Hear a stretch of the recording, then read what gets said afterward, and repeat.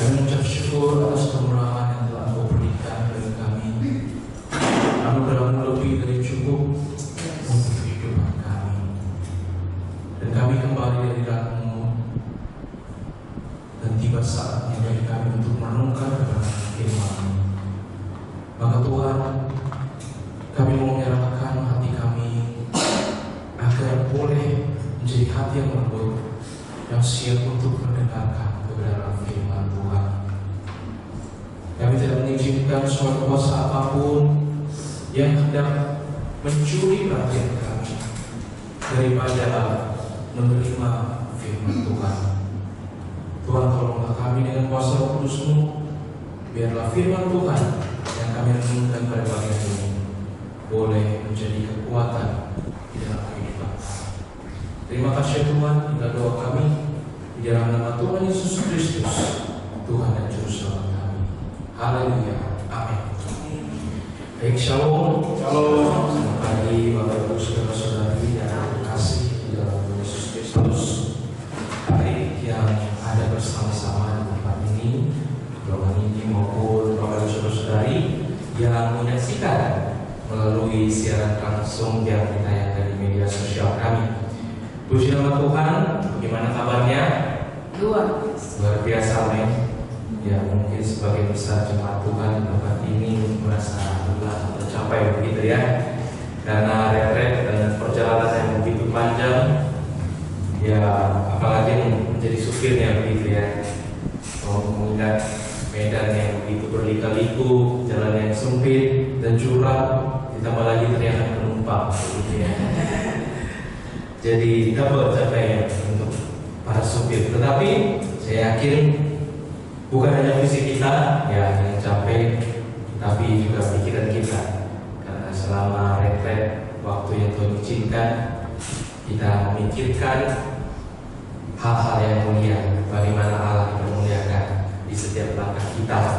Ya, saya sendiri ya juga capek gitu ya. Bersama dengan tim ses, ya katakan saja tim ses, berpikir tentang ya banyak hal, dan saking semangatnya tidak terasa sudah pukul 1 dini hari. Puji nama Tuhan.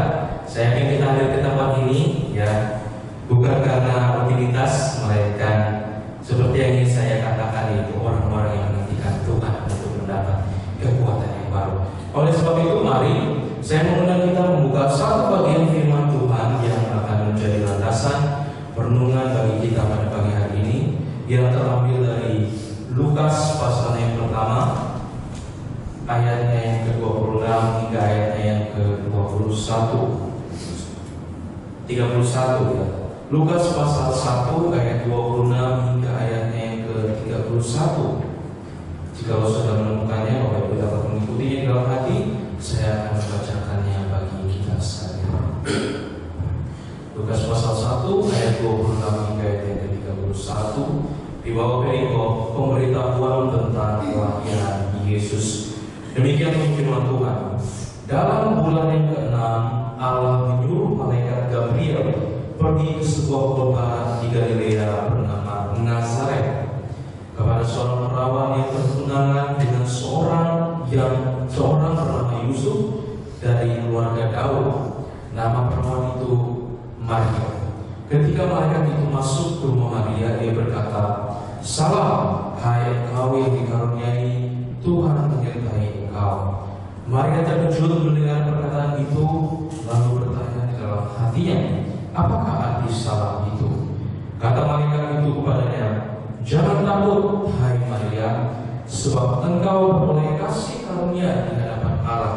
Sesungguhnya engkau akan mengandung dan akan melahirkan seorang anak laki-laki, dan hendaklah engkau menamai dia Yesus."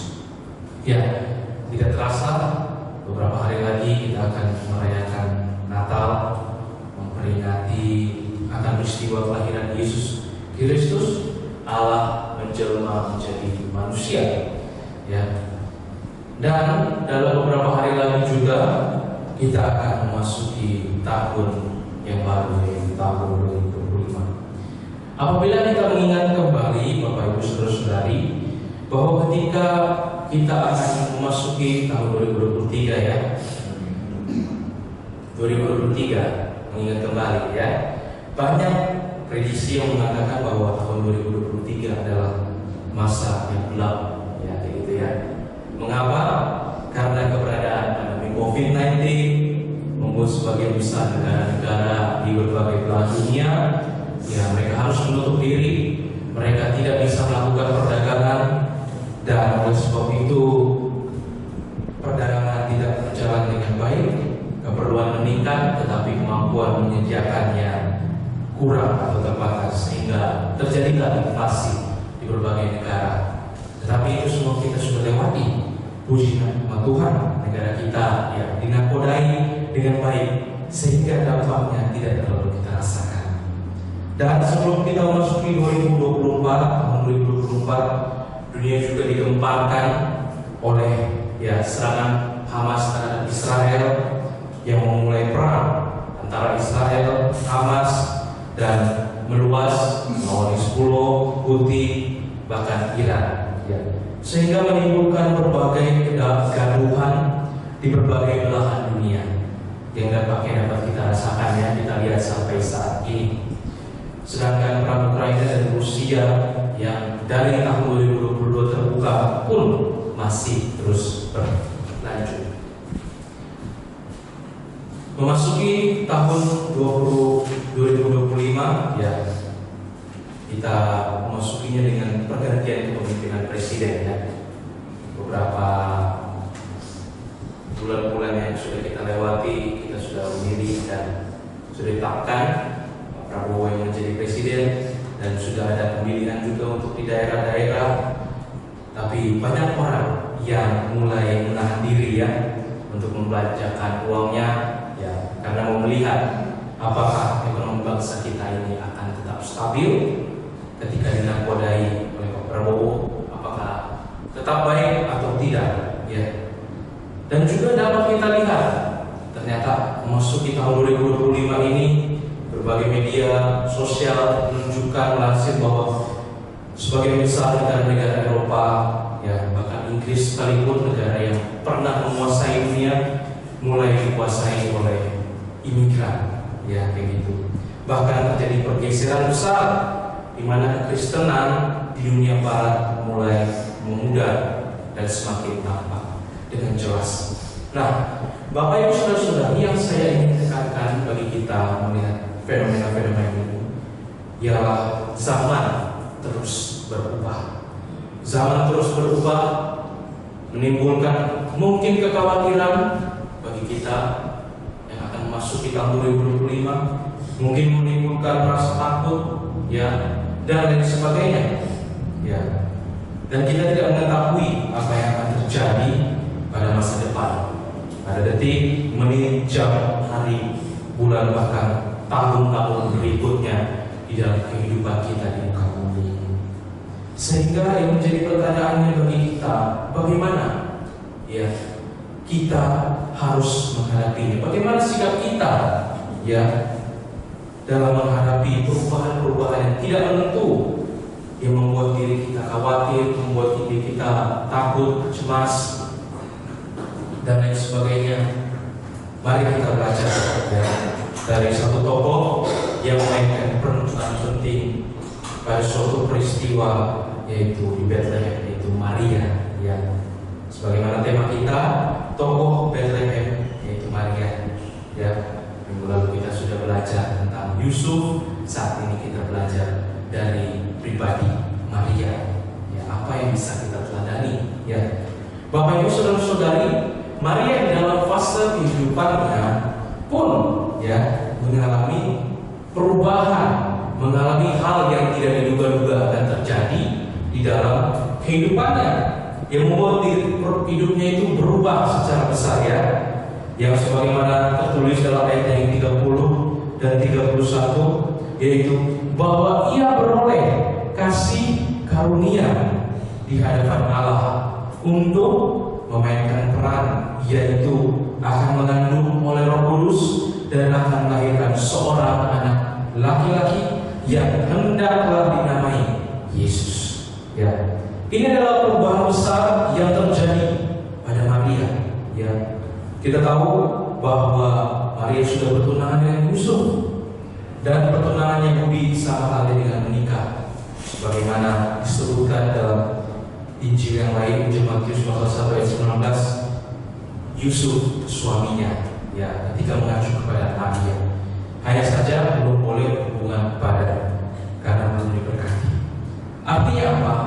Pertama-tama, jika Maria harus mengandung, ya, padahal masih dalam masa pertunangan, dia pasti dikenakan hukum Yahudi karena dipandang berbuat zina oleh dia, sehingga hukumannya harus dilempari dengan batu.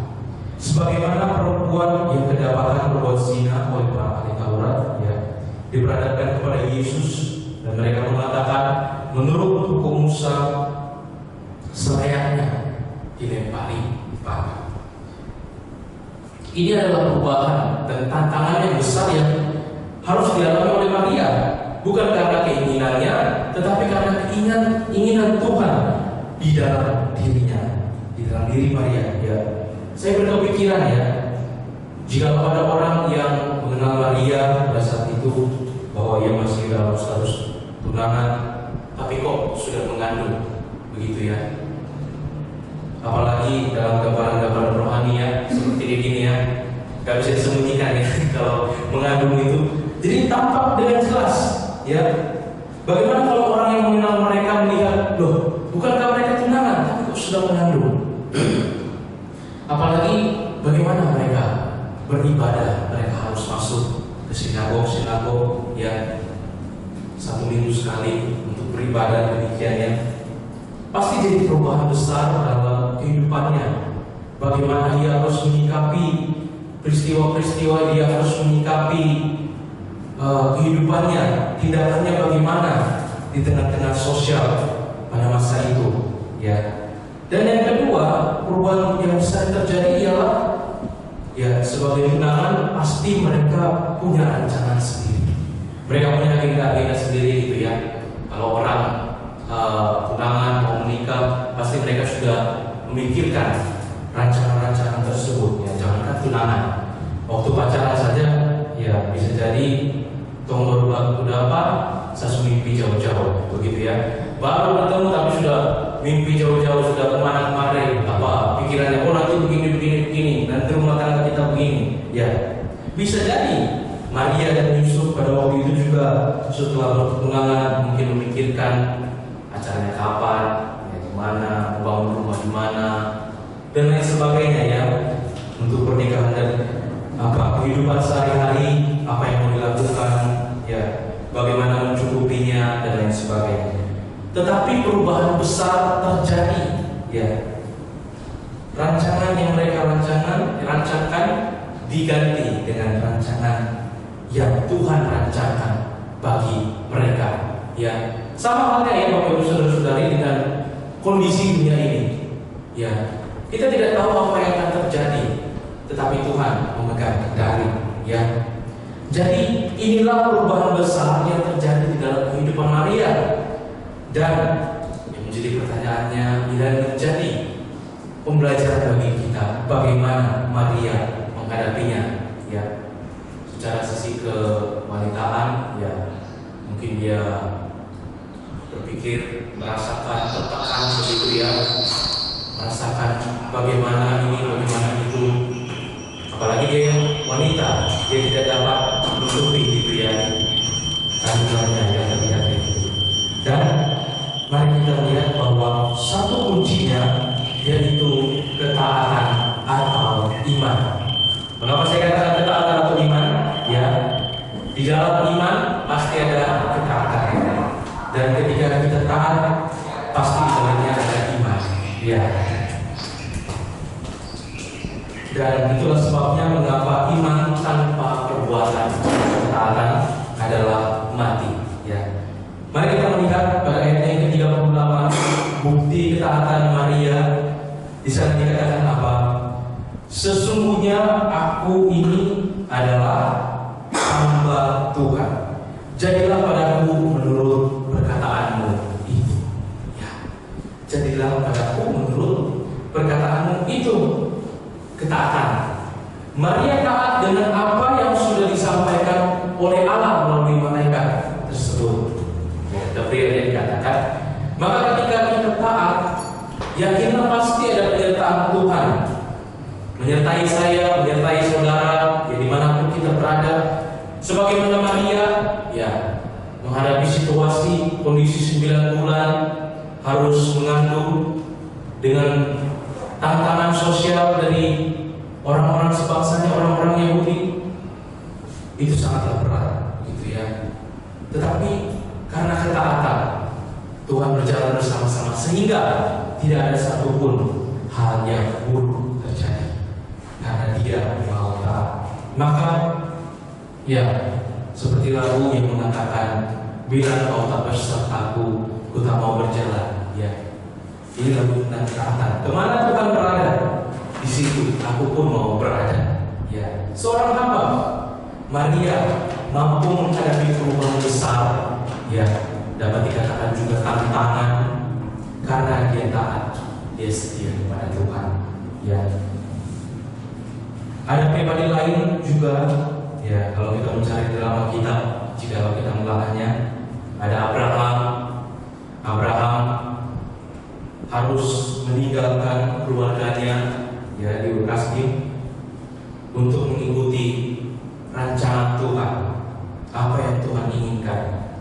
Bahkan setelah mengikuti rancangan Tuhan, setelah diberikan anak perjanjian, justru disuruh untuk mempersembahkan anak perjanjian itu Ishak sebagai korban persembahan. Tetapi dia taat dan Tuhan berperkara. Daniel, ya, berbuat besar, dia harus dibuang ke Babel bersama dengan orang-orang sebangsanya dan teman-temannya juga, tapi dia tidak menajiskan diri dengan makanan yang dipersembahkan kepada dewa-dewa, dan dia tidak tunduk menyembah kepada mereka, patung-patung, kepada raja. Alhasil baik perapian maupun buah singa, di sana Tuhan menyertai. Dan pribadi selanjutnya itu Yesus Kristus yang menjadi panutan kita sebagai orang Kristen, mengikut Yesus Kristus, ya. Dia mengosongkan dirinya sama seperti manusia. Ketika datang waktunya, ia harus diserahkan sebagai korban pendamaian bagi diri kita yang berdosa dengan Allah. Ya, ia berkata apa di dalam doanya? Ya Bapakku, jikalau sekiranya mungkin, biarlah cawan ini lalu daripadaku, tetapi janganlah seperti yang kehendaki, melainkan seperti yang Engkau kehendaki. Alhasil dosa kita ditebus oleh karena pengorbanannya, dan ia di dalam kemanusiaannya dibangkitkan dan kembali ke surga. Dan ketahuilah, ia yang telah masuk surga akan menyertai kita selama-lamanya.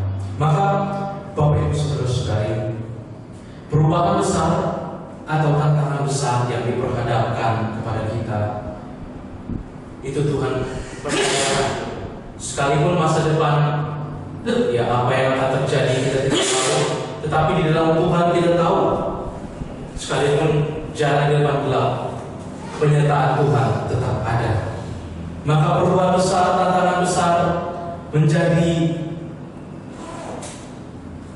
bagian yang membawa kita ke tingkat selanjutnya, karena Tuhan mau memakai kita lebih lagi sebagai tokoh, ya, dengan peran yang Tuhan percayakan bagi masing-masing kita. Dan setialah pada perkara-perkara kecil, dan Dia akan memberikan perkara-perkara yang besar. Ya, dunia berubah dan perkara yang jahat, tetapi rancangan Tuhanlah yang jadi. Maka taatlah dan setialah. Tuhan di atas segalanya, di atas segala hal yang terjadi di dalam kehidupan kita. Ya. Mungkin menghadapi perubahan-perubahan ini, ada yang merasa cemas, ya, ada yang merasa mungkin berat dalam perubahan-perubahan di dalam hidupnya, berat di dalam hubungan, atau merasa berat bagaimana keperluan usaha hari-hari. Ya. Mari kita datang kepada Tuhan, supaya hari-hari, bulan, bahkan tahun yang baru yang akan kita tapaki, kita melangkah di dalam penyertaan-Nya. Amin, Bapak Ibu Saudara-saudari. Amin. Maka taatlah dan setialah sebagaimana Maria, tokoh-tokoh Alkitab yang lain sudah menunjukkan di dalam kehidupan mereka dan membuahkan hasil yang begitu luar biasa. Mari kita bersatu dalam doa.